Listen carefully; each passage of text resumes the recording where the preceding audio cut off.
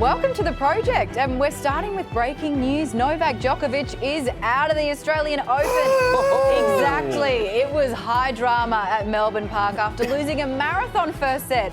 The 10-time Oz Open winner walked straight to the net, hugged his opponent, Alexander Zverev, and quit the match due to a muscle tear in his groin. Fans weren't happy, though, about only getting one set with the now familiar chorus of boos. I can't possibly be booing him, please.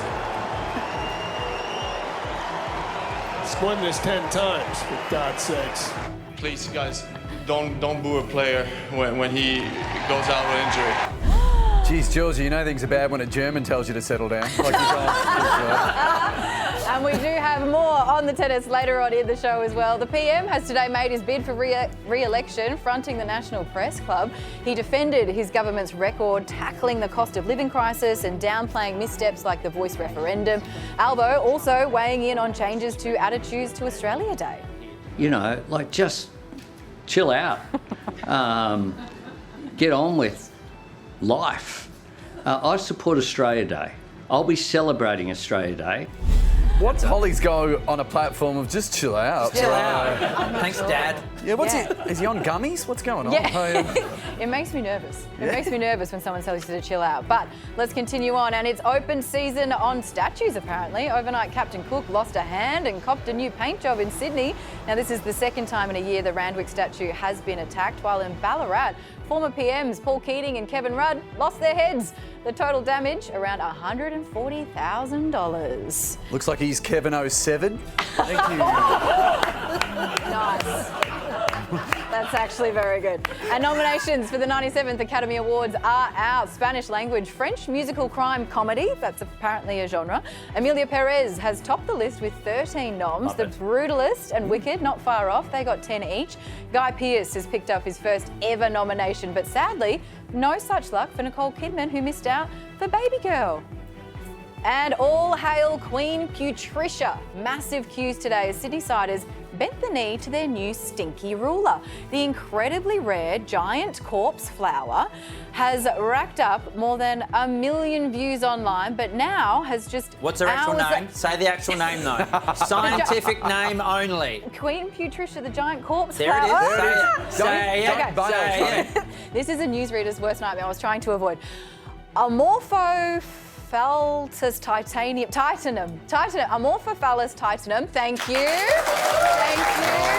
I don't know Latin, but Amorphophallus titanium sounds like weird large penis. Doesn't it? Yeah, a titanium also, one. This is tough. You just put a spell on at Hogwarts. So I know. But apparently that flower has racked up more than 1 million views online, but now has just hours left before her foul odour fades. It's already looking I think she's absolutely beautiful. I'm in awe of her. She's stunning. I guess terrible. I've been watching her on the live stream since Friday.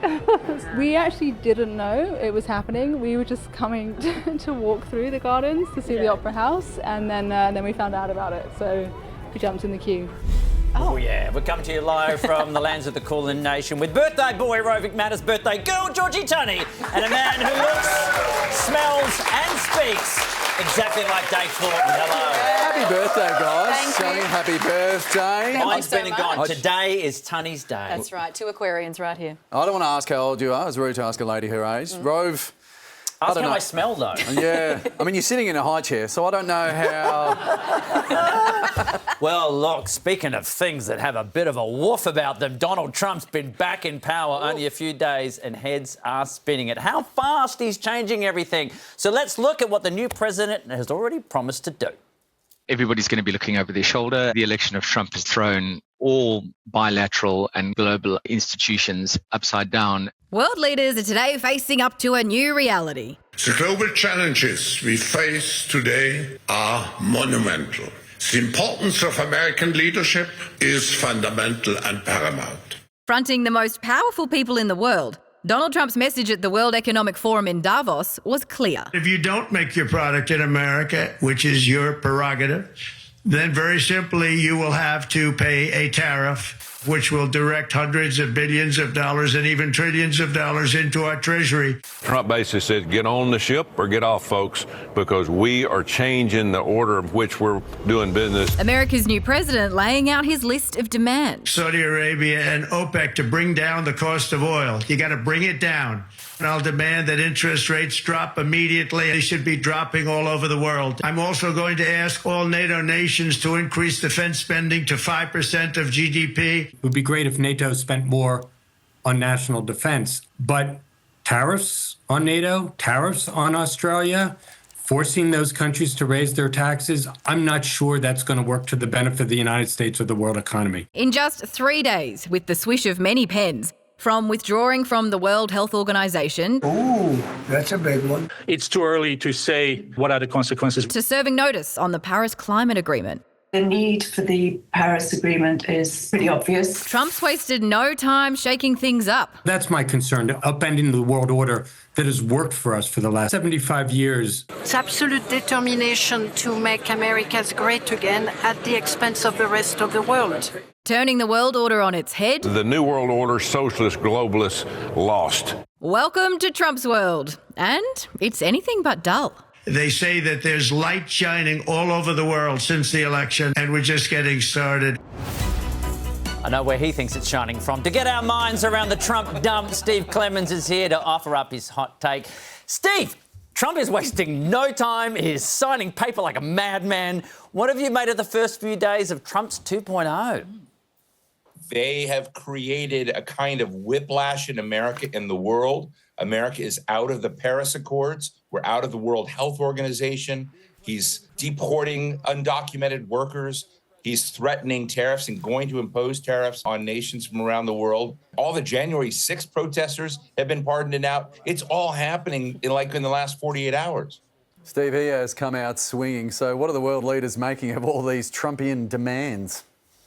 Well, it depends on which world leaders, but most of the world leaders I've been hanging out with in Davos at the World Economic Forum this week are kind of giddy, and the truth is that a lot of what Davos has become has been around social causes, global justice, climate, diversity and inclusion, and trying to do good things in the world. Trump has just ripped off all of that stuff and said, we're not doing it in America.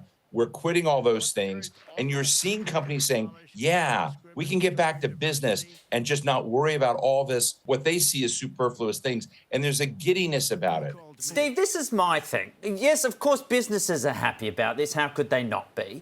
But you're on the ground at the forum. Like when Trump talks about tariffs, and he's been using that word a lot, do people really know, the average everyday person realise that that's something that they're the ones that are going to have to pay? The big businesses won't pay that. They'll just jack up their prices to cover it. So a lot of business leaders, who are moving products all around the world, they're kind of quietly freaking out, but they're not the dominant scene. It's very schizophrenic. You saw, the CEO of Bank of America on stage with Donald Trump on screen. You saw the head of BlackRock, Steven Schwartzman, up there saying, hey, this is great. You saw a lot of CEOs saying the deregulation mania that Donald Trump is bringing to America is going to be good and set a tone for the rest of the world. So that's the kind of the scene. But when it comes to tariffs, Canada pushed back hard yesterday, and lots of people say they're not the dominant side. They see a trade war coming. They see tariffs driving other tariffs. And the EU was really hit hard yesterday. It's like Donald Trump came into the Davos World Economic Forum and purposely wanted to flip off the Europeans. He did it. And he said,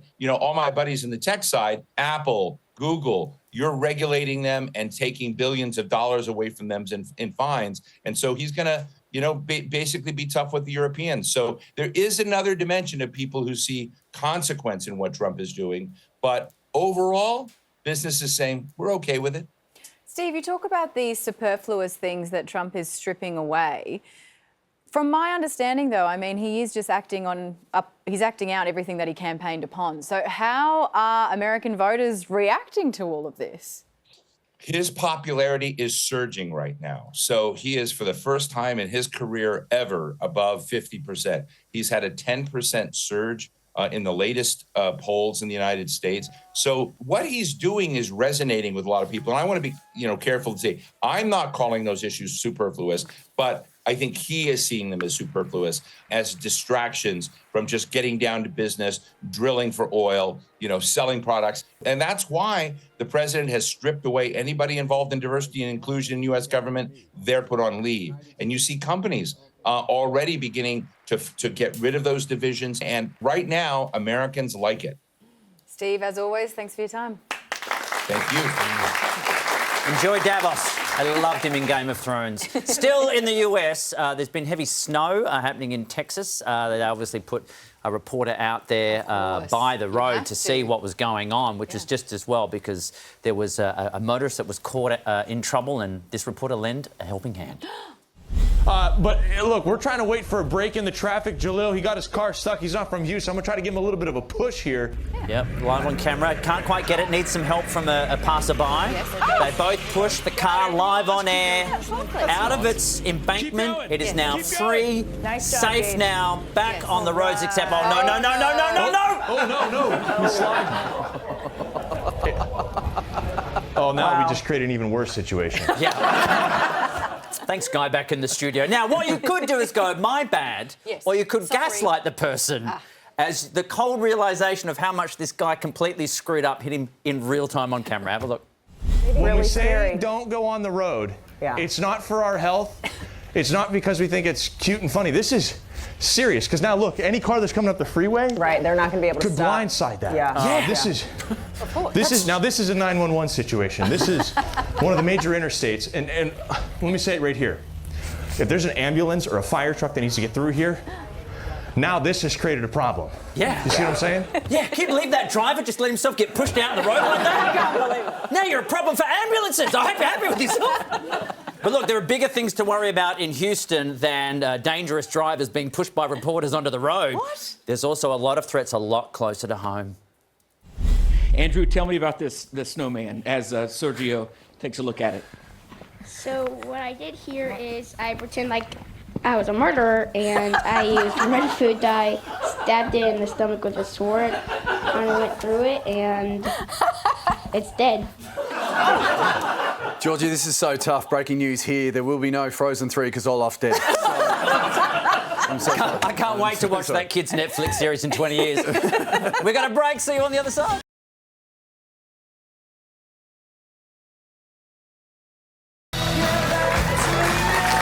Welcome back to the show. Bonding with the audience. We've got Ella Hooper live in the studio later on. Big show, big show. Let's get into some of today's top stories. And if you're flying somewhere this long weekend, there could be massive delays. More than 1,000 ground crew are taking strike action at Sydney, Melbourne and Brisbane airports over pay and conditions. It all started today with Donata employees walking off the job for 4 hours. The action's most expected to mostly impact international flights. Yeah, look, and I think the ground crew in Melbourne need to do a little bit of work on their chance. What do you reckon? I say union, you say I say union, you say Monorail! Look, to be fair, we took that out of context. They did eventually get the chant going, but unfortunately, I don't think they were quite aware of what they were protesting.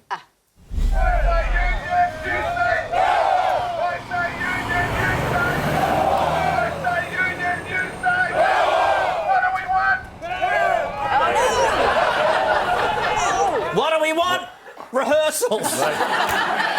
In their defence, they did lose a snowman yesterday. It wasn't easy on them. You're so right.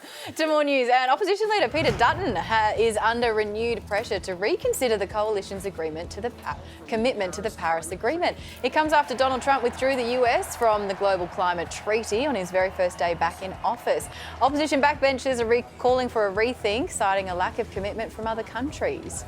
And with Australia heading into another climate election, a group of first-time voters is gearing up to fight the fossil fuel lobby head-on. Katia Jaluk is part of the Climate 200 Future Leaders program and joins us now. Katia, what do you think about Australia possibly stepping back from the Paris climate agreements?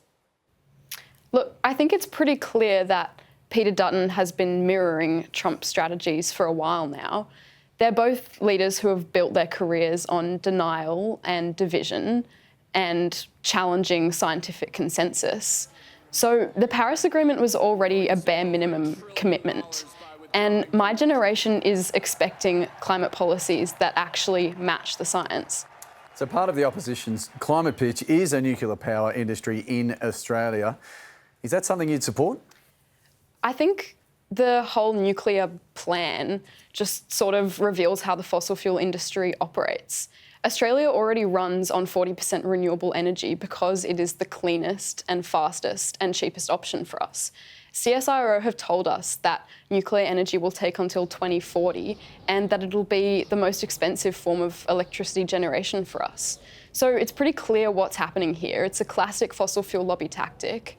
They're proposing expensive, complicated alternatives to keep us hooked on coal and gas for as long as possible.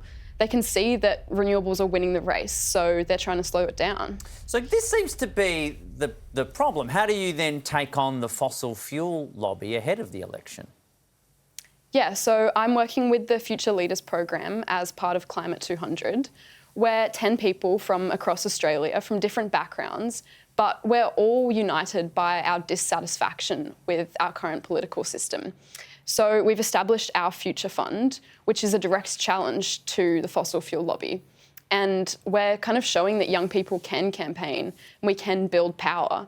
And the feedback we're receiving has just been phenomenal. I mean, I had one lady on the phone the other day pick up her card and donate while she was breastfeeding. So people are pretty committed to this. Gotcha. I've got to be honest, listening to you speaking so eloquently, and at 17, my only concern was winning Super Mario Brothers on Super Nintendo, which is probably a sentence you don't even understand. But have you always been so passionate about this? Yeah, I think it's always been in the back of my mind. But where I'm from, the Blue Mountains, we experienced the Black Summer bushfires in 2019 to 2020. And that was just devastating for some parts of our community. I mean, just 30 minutes down the road from me, there was complete devastation. The speed and the ferocity at which the fire came through, it was brutal. It was totally unprecedented. I mean, meanwhile, the fossil fuel companies were making record profits and they were donating to campaigns to delay climate action. And that's when it kind of clicked for me that our system was entirely broken. And yeah, I wanted to be part of the solution. Well, thank you very much for your time, Katja. We really appreciate your insight. Thanks very much. Thank you. All right, we've got to take a break. We'll be right back.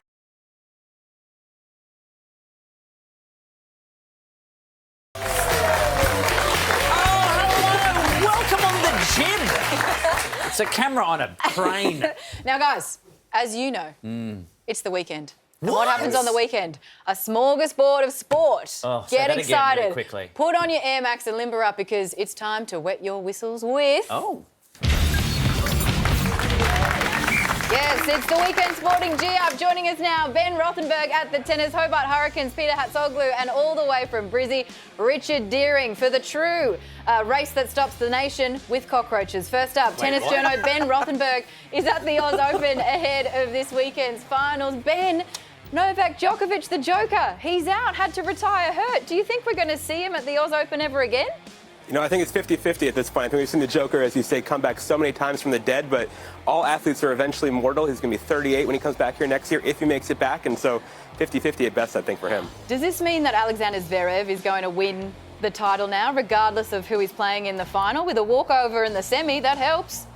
It definitely helps, but I still think Jannik Sinner in the other semifinal is the big favorite for me here. He's been crushing people. He crushed Alex de Minaur in the quarterfinals, and I think he'd be a pretty sizable favorite if he makes it to that final against Zverev on Sunday.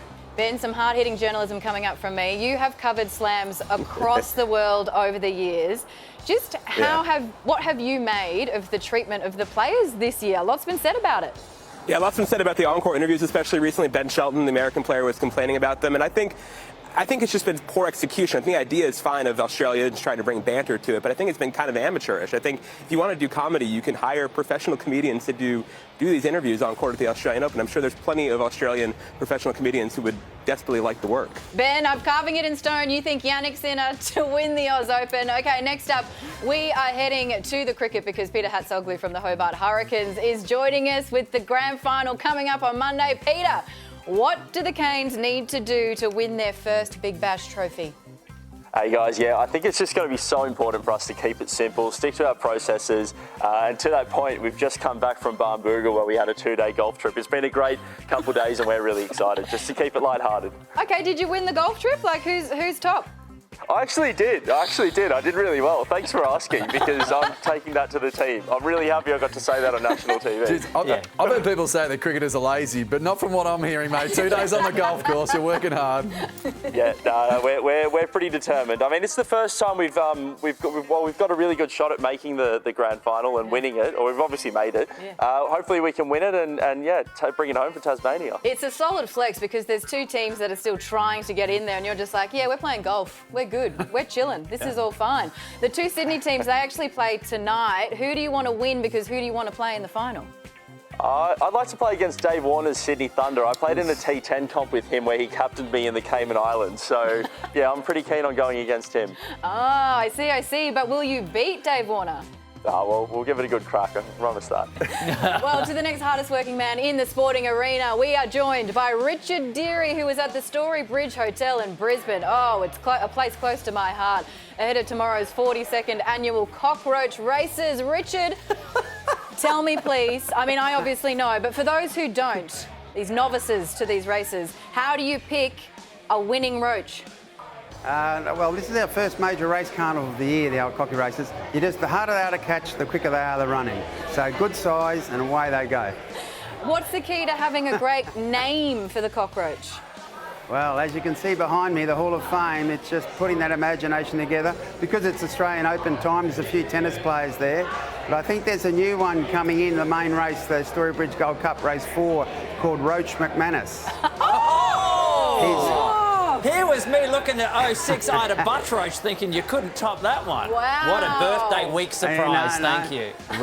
We're not sure if we should abbreviate to RM, and there's another contender coming in called Donald Stump III. He wants to make the cocky races great. Oh, I love this. Rich, just how many people are you going to get there tomorrow for this race that stops the nation? As you said, it's been going for 41 years, so they get thousands of people over the years have been coming to this event. It's out in the open, on the road, on the street. It's an open track, 9 foot from the middle to the outside. So there's a few thousand people come out for the day, and it's a great fun day at the pub. That's what it's about. Which I can only imagine, Roach McManus is probably the smallest of the cockroaches. But what happens at the end of the race to Roach? Like, if they win, do they get taken out for a drink, or what happens if they lose? Well, their name lives on, but sometimes the runner might be put out to breeding or just mightn't make it. But that depends on what the owner wants to do. It's the only race that when they all cross the finish line, you've got to stop them all before they race under the fridge. It's really difficult. I am also available to be a jockey if you need to. I can probably meet the height restrictions. My God, so much athletic prowess on display. What a weekend coming up. Ben, Peter, Richard, thank you so much for your time. Thank you. Are we G'd up? I feel G'd up. Yes. I'm so G'd up. Mission accomplished. Good luck, little Roach McManus. All right, we've got some more news now. And the tennis world is in shock. Novak Djokovic has pulled out of the Australian Open. He retired hurt with a muscle tear in his groin after losing a marathon first set in his semi-final against Alexander Zverev. Now, fans weren't impressed, booing him off the court. Zverev was quick to come to Novak's defence. They can't possibly be booing him, please.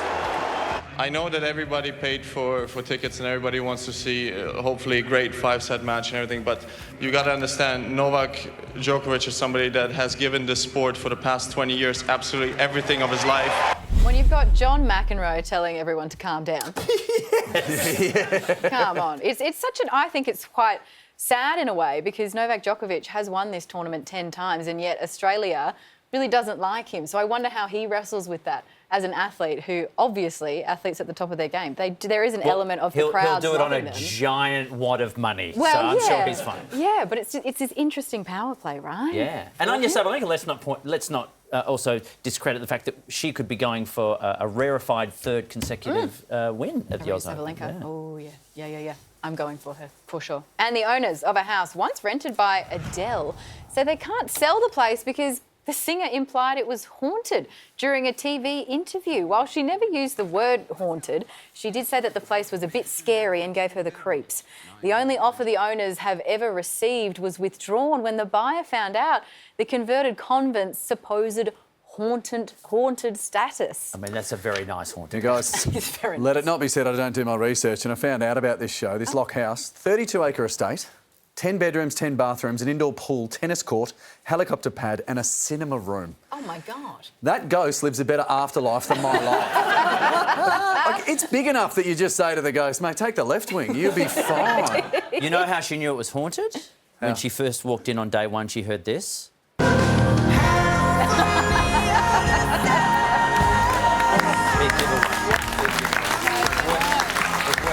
Pause before that music hit. That's how you know. Also, can't you just hide in the pool? Like, ghosts can't swim. Can you hide in the pool? Ghosts can't swim? As if they could No, swim. but also Why human would they beings swim? can't hold their breath forever. Yeah, and then it makes another ghost. Yeah. It just feeds That's itself. it. You're just a Russian nesting doll of ghosts. Got it. Oh, in other news, the Melbourne cafe was deliberately set on fire overnight. It's okay, but the owner is understandably very angry, but not just with the culprit, I think. There are absolute fools out there who just... I see it every day in hospitality. You know, people in the service industry and hospitality have to deal with people who are very selfish. Oh, okay. So to take your anger from the fire and then just direct it directly at your customers. Yeah. Now, it turns out the story was being filmed by a Channel 10 reporter who also happened to be there on the day to help out, and the cafe owner, well, thanked them in what I thought was a very strange way of expressing gratitude. We had your cameraman that was here this morning as well, who actually did help me with the fire. He was helping me pull the hose out of the back. I think maybe he pushed me into the steel facade and cut my head. How could such a happy man have people want to burn his cafe down? What is happening? So strange. Oh, my gosh. Do you want help or no? I'm confused. All right, we've got to go to a break, but we'll be right back.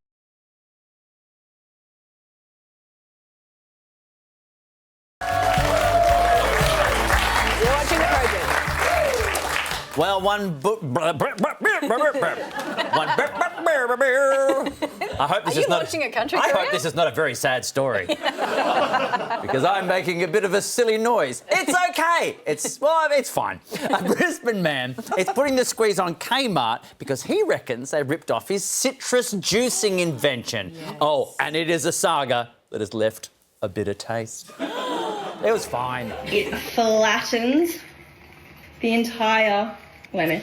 Look how freaking juiced that is. This is the Flusser, an award-winning kitchen tool that presses citrus fruits to juice them. I think the Flusser, to be honest, is the thing that we're most proud of, only because it really put us on the map as an invention company. The product, which was created by small Aussie business Dream Farm, has appeared in Oprah's favourite things list and has been named by Time magazine as one of the best inventions of the year. I remember going to footy training that Friday afternoon and all the guys going, "Oh, mate, I heard you were part of Time magazine. That's amazing. It turns out you guys actually know what you're doing." I think the Flusser really awoken people to, there's a great little company here in Brisbane inventing some really clever stuff. But the Flussers also attracted some unwanted attention. Copycats have been squeezing in to cash in on this nifty contraption. To be honest, I'm shocked it was another Australian company. We've been ripped off plenty of times before, but I never saw it coming in our own backyard from someone so big. The smallest size Flusser comes in at $19.95, but Kmart's priced their version, the folding juicer, for just $5.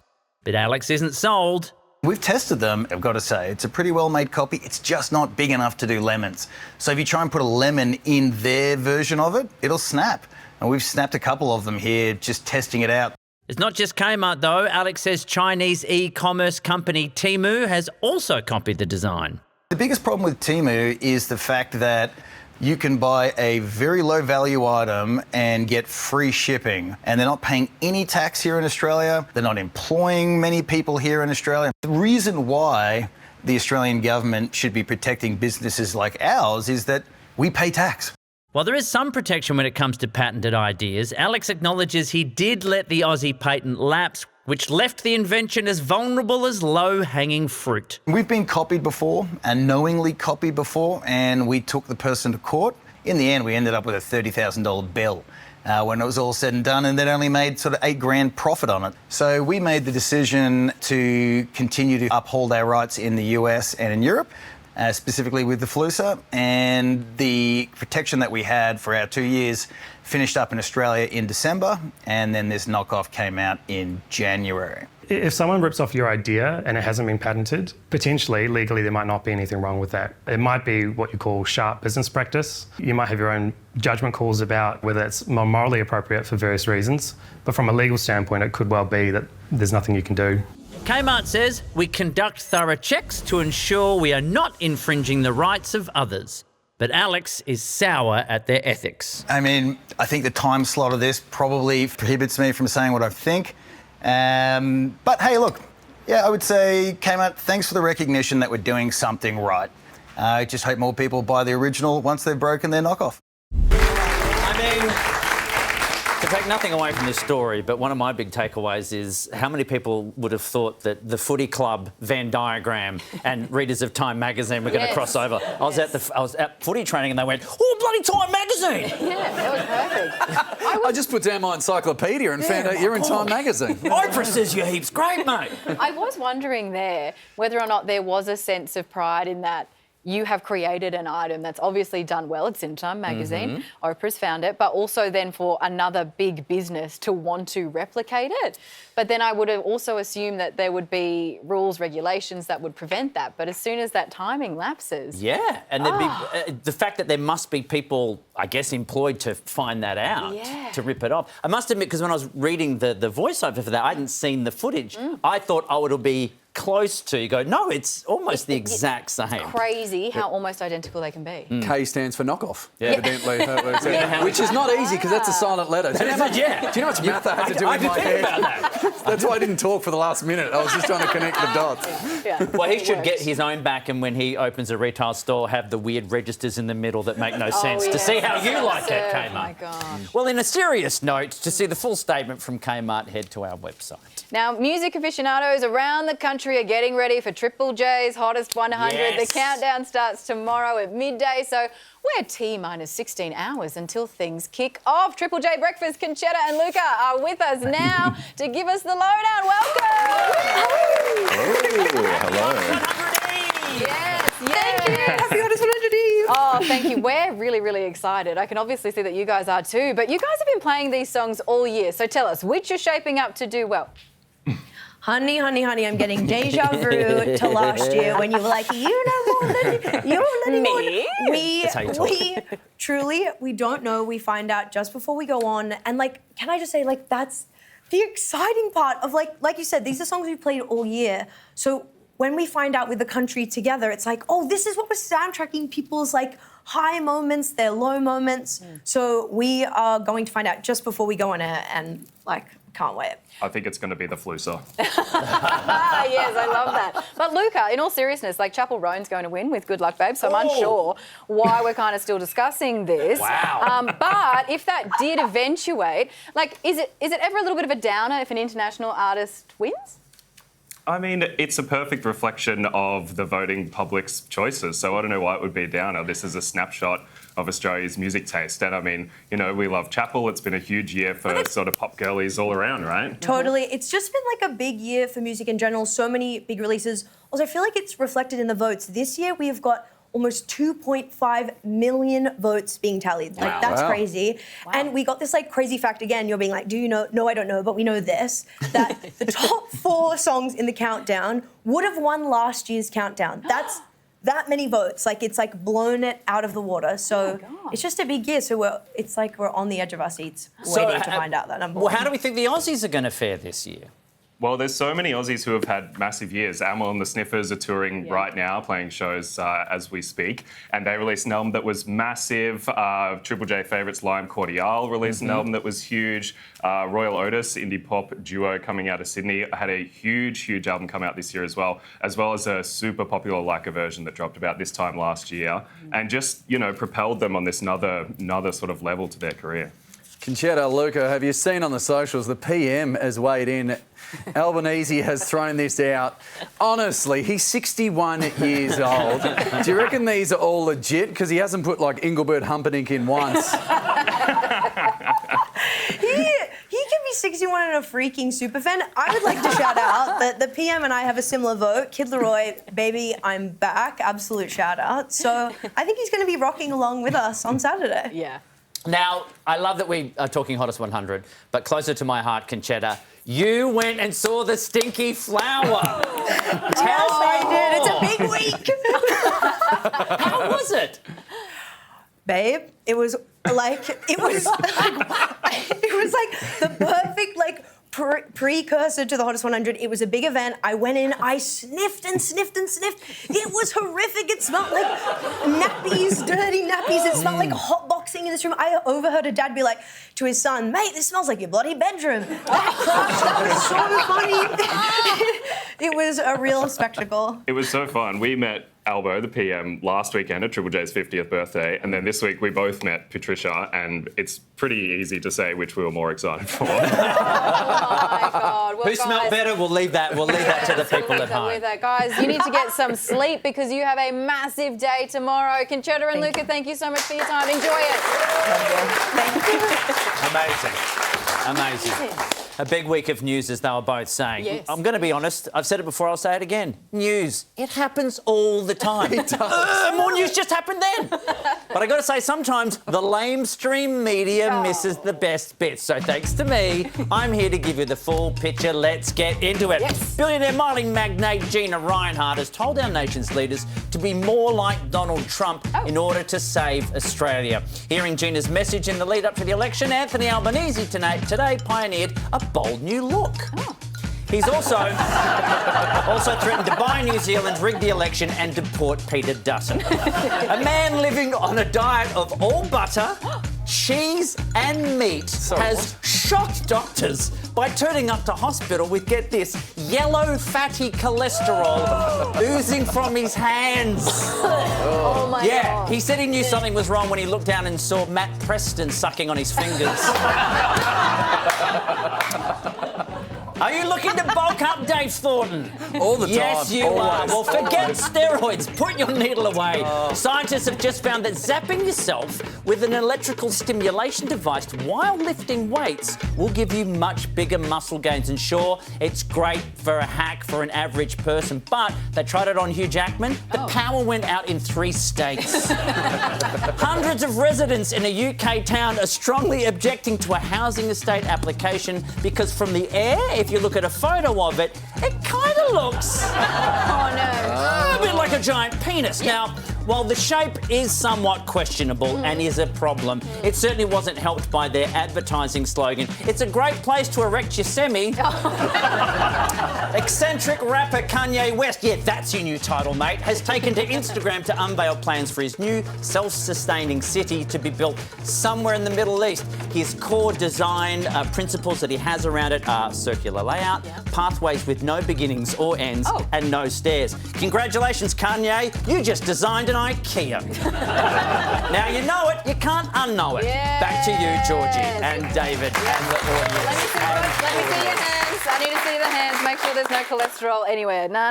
We're good. Any We can Prestons take a around? break. No. We'll be right back. Killing Heidi's Ella Hooper is coming up right after.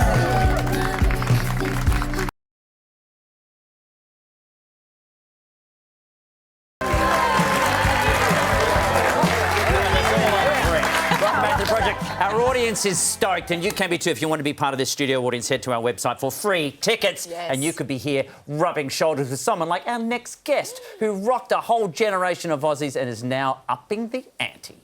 Ella Hooper is a musical force to be reckoned with.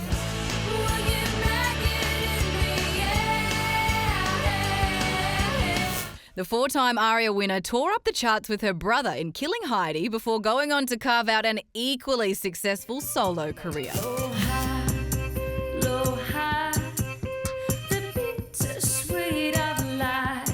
Now, our favourite cross-genre chameleon is headlining a festival you're going to want a ticket to.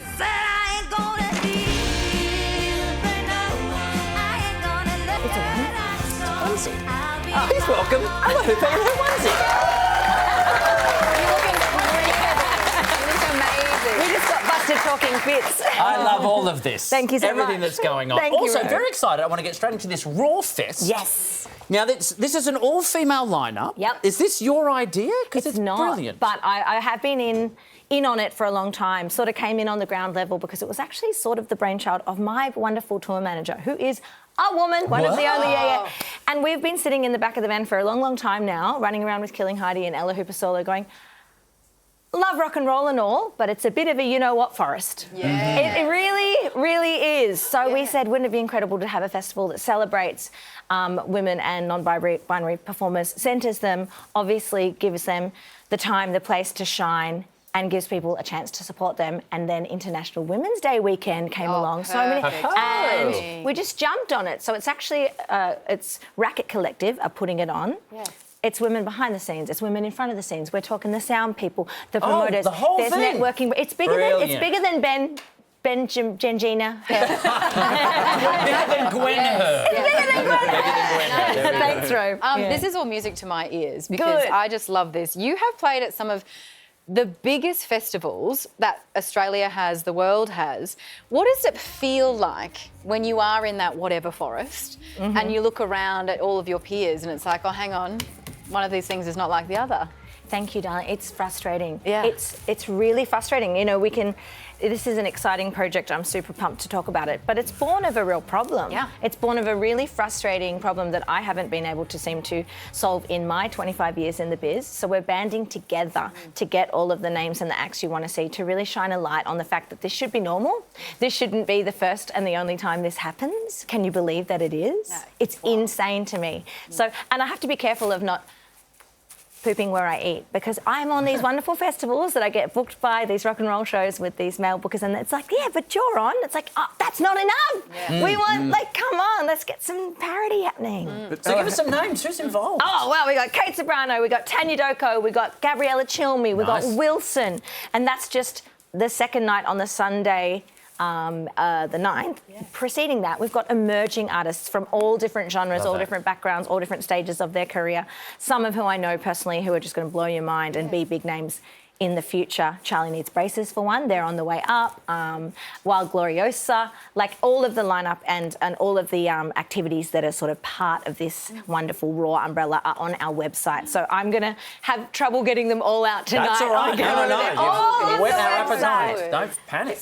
Ella, how's it working behind the scenes, though, in the fact that I know, for me, if you have a creative brain, quite often you've got to move it across to the production side of things. That's numbers, that's logistics, that's a lot of weight. Portaloos. It goes like this, Dave. I have nothing to do with that. I am the ambassador. I'll be there hosting on the night. So, for example, I'm hosting the Q&A that's happening on the second day, there I go again, you know, which is going to include myself, Tanya Doko from Bachelor Girl fame, Kate Sobrano, and me talking about our careers. We're getting interviewed by Chelsea Wilson, who's an incredible Melbourne music icon as well. So I am just doing the talking. I won't be doing any of the booking, the technical stuff. Things will fall down if I do that. It's so wonderful to see you at this stage, though, right? Because it's such a future focus. But this weekend, Triple J's Hottest 100, and you posted a throwback during the week. What is happening in this photo? I know. That was actually Baby Jess, I can't believe Look it. at Jesse. He looks like he's never had his photo taken before. No. Ever. And he looks so adorable. And I think that probably is literally the first time we were ever photographed as musicians. You know, that's Is when... that Jane Gazzo with you? That's Jane. Wow. So Jane Gazzo posted that, and I simply reposted it saying, Mum and Dad took us shopping straight after that because they were like, oh my God, this is the best. That's our Sunday best. And now, we're like...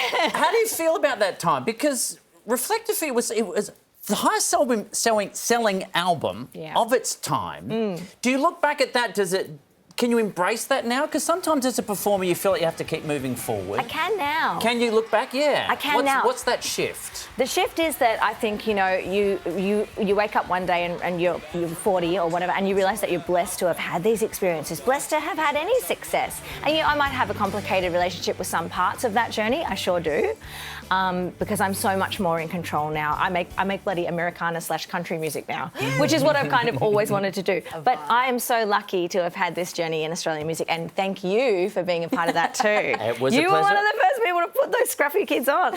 They were gorgeous scruffy kids. Yeah, well, the Raw Fest is happening March 8 and 9 in Melbourne. Ticket details on our website. Thank the one and only Ella Hooper. Thank you so much to Mr. Dave Thornton.